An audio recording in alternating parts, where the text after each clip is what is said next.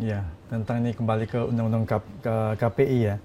Ini kalau kita lihat nih Undang-Undang Penyiaran Nomor 32 kan dibuat tahun 2002. Sudah cukup lama ini. Udah hampir 22 tahun ya. Nah, ini ada nggak kemungkinan, kan tentunya banyak pasal-pasal yang nggak cocok lagi dengan keadaan sekarang. Nah, terus kemarin draft revisi Undang-Undang Penyiaran itu kayaknya kok sekarang kandas di DPR nih, nggak ada perkembangannya. Apakah memang belum ada kesepahaman terhadap pasal-pasal yang akan dibuat itu? Ya. Atau ada konflik kepentingan barangkali menurut Gus? Ya, kalau itu sih pasnya bisa ditanyakan ke DPR ya.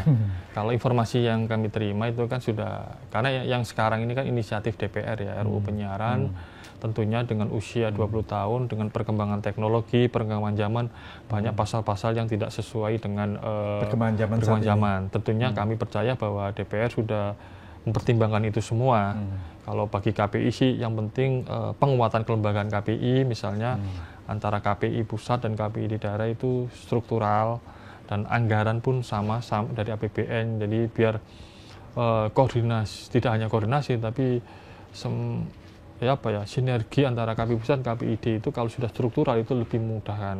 Dan anggaran juga penting karena kalau anggarannya dikembalikan ke daerah masing-masing ini juga agak susah karena antara daerah satu daerah lain anggarannya berbeda dan itu akan menyulitkan menjalankan tugas fungsi KPI terutama teman-teman di daerah karena perbedaan anggaran itu. Jadi sekarang kan KPI itu kan pusat dengan provinsi itu tidak menjadi satu struktur di atas ya. Itu masing-masing dipilih oleh Komisi 1 masing-masing. Kalau daerah DPRD, Komisi 1 DPRD. Kalau KPI pusat kan dipilih oleh DPR RI, Komisi 1. Kalau KPID provinsi itu dipilih oleh DPRD, Komisi 1 atau Komisi A istilahnya kalau di daerah. Komisi A mereka ya. Jadi memang kalau gitu koordinasinya belum bisa dari atas ke bawah itu belum bisa ini ya. Ya, kita koordinatif, kita ada pertemuan-pertemuan misalnya rapat koordinasi nasional antara KPI pusat dan pesertanya teman-teman dari KPID se-Indonesia. Jadi kita kadang beberapa juga sekarang sudah ya teknologi canggih, kita juga bisa sesuatu hal terkait regulasi, terkait kebijakan yang harus kita sampaikan, itu bisa langsung melalui secara virtual, tidak harus dengan fisik kan. Gitu. Tapi ada kesulitan apa lagi karena tidak secara terstruktural dari atas ke bawah itu, secara nasional ke daerah kan nggak terstruktural. Kesulitannya apa? Barangkali dengan koordinasi itu pasti kan mereka punya ego sendiri nih, kami maunya begini, kami nggak mau ikut yang pusat. Nah, kalau soal kebijakan-kebijakan yang harus disepakati bersama, kita bisa berkoordinasi dan sebenarnya nggak ada kesulitan karena semua keputusan ada dinamika, bisa kita diskusikan, bisa kita selesaikan secara bersama. Dan itu juga kita mengusulkan KPI itu diberi kewenangan untuk mengaudit lembaga pemeringkatan. Semua orang tahu bahwa hari ini lembaga penyiaran yang menjadi dewanya adalah rating kan begitu. Sedangkan rating yang dibuat sekarang oleh lembaga pemeringkatan yang ada itu kan tidak ada pembanding. Tentunya dengan kalau mengacu dari negara lain kan mesti ada 2 lembaga pemeringkatan atau 3 atau lebih lah untuk pembanding. Nah kalau kita berharap ke depan KPI bisa mengaudit itu karena pengalaman di negara lain juga lembaga pemeringkatan bisa diaudit salah atau tidak kan. Lagi-lagi agar kita kan melihat program yang dianggap tidak baik masyarakat tapi kok ratingnya tinggi. Ya kan kita perlu audit benar apa tidak kan begitu. Karena memang rating sekarang ini saya lihat malah ke kuantitas ya bukan ke kualitas nih. Ya. Kebanyakan begitu ya. Kalau rating adalah kuantitas yang dihitung. Ya. Nah, gimana kan harus berimbang antara kuantitas dan kualitas. Banyak justru sekarang yang kuantitasnya banyak tapi rating kuantitas banyak tapi kualitasnya tidak bagus. Nah, itu gimana yang ini caranya menjaga ini kan harus kita harapkan bahwa yang kuantitasnya tinggi harus banding dengan kualitas. Tapi kenyataannya kan tidak. Makanya KPI punya program riset itu untuk mengimbangi sebenarnya, untuk agar sama nih. Ini loh program yang, karena kita melibatkan tidak hanya KPI, tapi melibatkan 10 kampus besar di 12 provinsi, 12 kampus di 12 provinsi untuk menganalisa terkait tayangan-tayangan dari beberapa genre.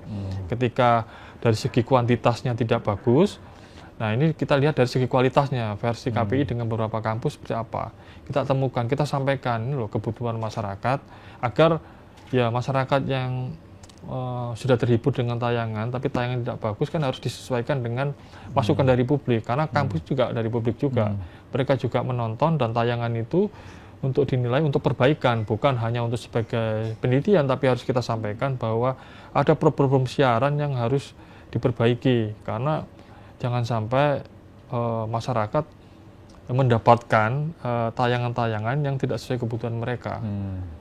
Ini masukan dari sini, kan masing-masing TV pasti berbeda nanti hasilnya dari ketika riset ini, yang sama-sama harus kita sampaikan ke publik bahwa KPI melakukan ini yang secara kualitas. Ketika lembaga penyiaran menggunakan kuantitas, harus disamakan, harus ada titik temu, jangan sampai ini terus berlarut-larut, masyarakat sebagai penerima siaran, penerima informasi menjadi pihak yang dirugikan kan.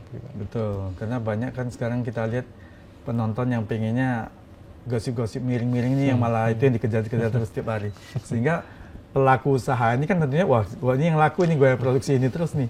Nah, itu yang kadang kan jadi sulit, artinya demand, supply demand ini kan masalah profit juga, masalah komersial. Ini yang sulit kita batasin. Ya, kita sampaikan juga lembaga penyiaran bahwa kita berharap lembaga penyiaran itu kan sehat. Sehat tidak hanya sehat penyiarannya, tapi sehat bisnis mereka masing. Kita tahu bahwa hari ini mungkin pasca pandemi, tapi kan sudah mulai merangkak ekonomi kita. Kita berharap ekonomi lembaga penyiaran juga bisa stabil. Hari ini memang banyak keluhan, misalnya iklan sudah banyak yang bergeser ke platform media baru. Makanya harus ada perlakuan sama ke depan, menurut saya segera ini, agar tidak hanya iklan lari ke platform media baru, tapi juga tetap bisa ke lembaga penyiaran. Jadi harus ada treatment yang sama. Ini yang dianggap bahwa ada ketidakadilan. TV diawasi KPI, KPID, TV radio, tapi sisi lain yang ini tidak bertuan. Sedangkan mereka juga menerima iklan dan kantong mereka tidak di sini, kan begitu. Sedangkan mereka, nah ini juga harus kita suarakan terus bahwa agar bagaimana lembaga penyiaran juga tetap bisa tumbuh berkembang, tapi mereka juga harus adaptif dan inovatif dengan perkembangan sekarang, karena hari ini lembaga penyiaran kalau tidak adaptif dan inovatif programnya sesuai kebutuhan masyarakat, maka pelan-pelan juga akan peminat juga akan berkurang.